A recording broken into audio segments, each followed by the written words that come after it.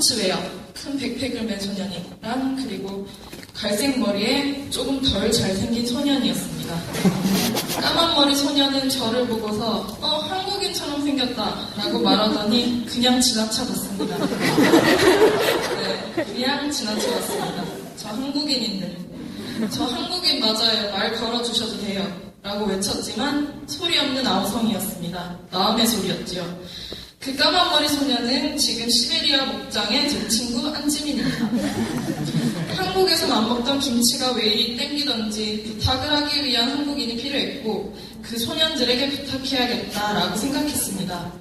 다음에 만나면 내가 한국인이다 밝히고 인사를 한 다음 안면이 조금 생기면 부탁을 해야겠구나라고 치밀하게 계획을 세우고 있었습니다. 김치를 위해서.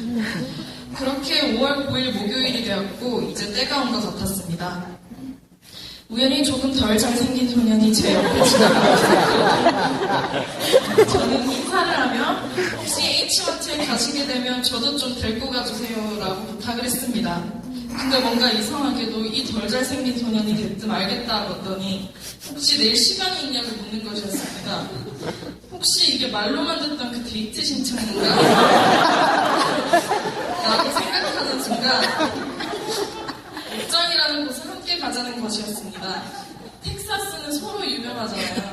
그래서 소목장을 함께 가자는 거구나 이렇게 생각하는 찰나에 그냥 교회인데 밥 주는 곳이라고 유학생들한테도 반찬도 싸준다고 그냥 한번 같이 가보자는 것이었습니다. 왠지 안 간다고 하면은 H마트에 안 데리고 갈 것 같아서 저도 대충 알겠다 했습니다. 집에 와서 생각해보니 이게 잘한 짓인가 싶었습니다. 사실 저는 카톨릭 신자였습니다. 꽤 오랫동안 카톨릭 신자였고 교회라고는 어릴 때 박수 치면 선물 주던 사이비 교회에 한 번 가본 게 다였습니다. 사실 기독교 신자들이 카톨릭을 믿던 저를 좋아할까라는 어리석은 생각도 잠시 했습니다. 정신을 차려보니 저는 학교에서 2번 본 게 다행 통성명도 하지 않아 이름조차 모르는 그 소년의 차를 타고 목장으로 향하고 있었습니다. 도대체 뭘 믿고 가는 건지 심지어 처음 자신의 차로 목장을 가는 교회라고 해서 딱딱한 분위기로 생각했던 저는 다들 행복해 보이고 서로 친한 모습에 꼭 가족 같다는 첫인상을 받았습니다. 제가 과연 저기에서 잘 적응을 할 수 있을까라는 걱정도 잠시 모두 저에게 잘 대해주었고 행여나 제가 어색해할까봐 말도 열심히 걸어주었습니다. 제가 목장에 와서 반한 것은 정말 맛있는 저녁이었습니다. 직접 만드셨다고는 상상도 못할 그런 맛이었습니다. 사실 통성기도는 처음 꽤 거부감이 있었습니다. 말로만 듣던 통성기도를 직접 보니 이게 뭔가 싶었습니다. 왜 마음으로 해도 되는 기도를 굳이 입 밖으로 저렇게 열심히 외치면서 할까라는 생각도 했었습니다. 물론 지금은 저도 우물우물 나름의 통성기도를 하고 있습니다. 사람들과의 대화보다 나눔에서 저희 목장 식구들에 대해 더 많이 알게 되었던 것 같습니다. 저에게 첫 목장은 이렇듯 나름 신선한 충격이었고 또 오고 싶어지는 그런 곳이었습니다. 그렇게 자연스레 교회도 나오게 되었고 영접까지 아무 탈 없이 물 흐르듯 말 잘 듣는 모범 중 한 명이었겠죠. 사실 저는 침례는 생각해 본 적이 없었습니다. 저희 목장 식구들만큼 신실한 것 같지도 않고 제가 믿음으로써 달라진 것을 크게 못 느끼고 있었습니다. 침례는 한국 가서 교회에 꾸준히 다니게 되면 그때 받을까 해서요 라고 꽤 확고한 거절 멘트도 준비해 두었었습니다. 목자님조차 한 번도 저에게 침례에 대해 말씀을 하신 적이 없었는데 병명이가 누나 내랑 같이 침례 받아야 된다 라고 말을 하는 것이었습니다.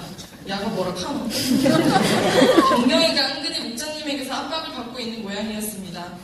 설득 끝에 마음이 완전 바뀌게 된 것은 아니지만 침례가 나쁜 것도 아니고 모든 사람들에게 내가 하나님을 믿고 있다고 알리는 것인데 나는 왜 이리 망설이고 있나 하는 생각을 하게 되었습니다. 그렇게 생각해보니 나름 확고하게 받지 않겠다 마음 먹었는데 이렇게 고민하게 된 것 자체가 하느님이 계획하신 일이 아닐까 생각했습니다. 침례도 받자 마음 먹었습니다.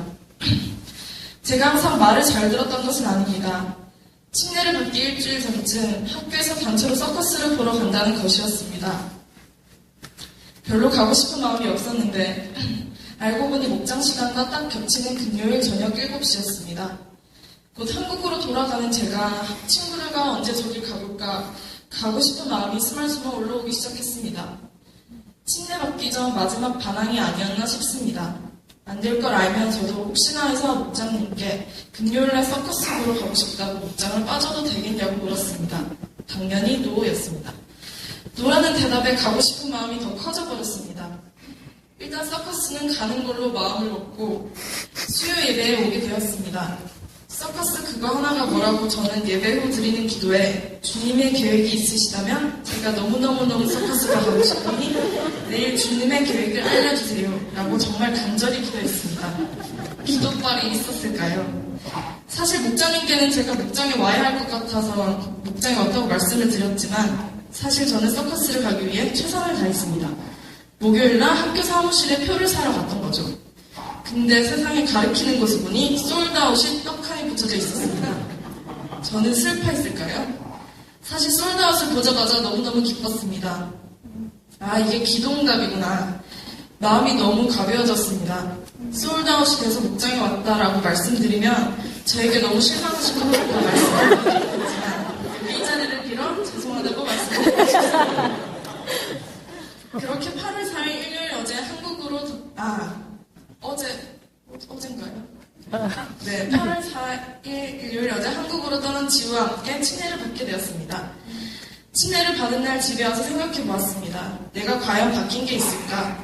바뀐 게 없어도 괜찮지만 그래도 제가 변했다고 믿고 싶었습니다. 굳이 참다 보니 변화는 기도와 기도응답 그리고 하느님의 계획을 믿는 것이었습니다. 하나님은 그저 위로받을 수 있는 대상이었고 제가 필요로 할 때만 기도를 했습니다. 그렇던 하느님께서 저는 감사한 일이 있을 때 감사하다고 기도하고 제가 항상 제 곁에 계시는 분이 되었습니다. 기도할 때 하느님 감사합니다로 시작해서 예수님의 이름으로 기도드립니다 라고 거칠 줄도 알게 되었습니다.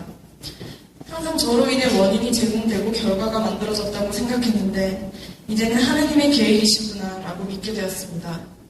그리고 며칠 전 저희 목장 식구 주연이가 말했습니다. 언니 많이 변한 것 같아. 예전에는 만날 때마다 맥주 먹고 싶다고 술 먹고 싶다고 집에 소주가 있다고 얘기를 하더니 이제 술 얘기를 전혀 안 하네. 지금 조금 맥주가 먹고 싶네요. 사실 새벽기도 수요 예배에 나가는 신실한 모습의 동생들을 보고 너무 철없는 언니만 보여준 것 같아 맥주 한 캔이라도 절제해보려고 노력했고 이제는 먹고 싶은 마음도 별로 안 들게 되었습니다. 저의 가장 큰 변화가 아닐까 싶네요. 앞으로도 변화되는 모습을 많이 보여주고 싶은데 다음 주면 저도 휴스턴을 떠나게 됩니다. 혼자 휴스턴에 와서 애정이 필요했던 저에게 사랑받는 느낌 가득 안겨준 그리고 보고 있어도 벌써부터 그리운 사이람 식구들 사랑합니다. 하늘 복 많이 받으세요.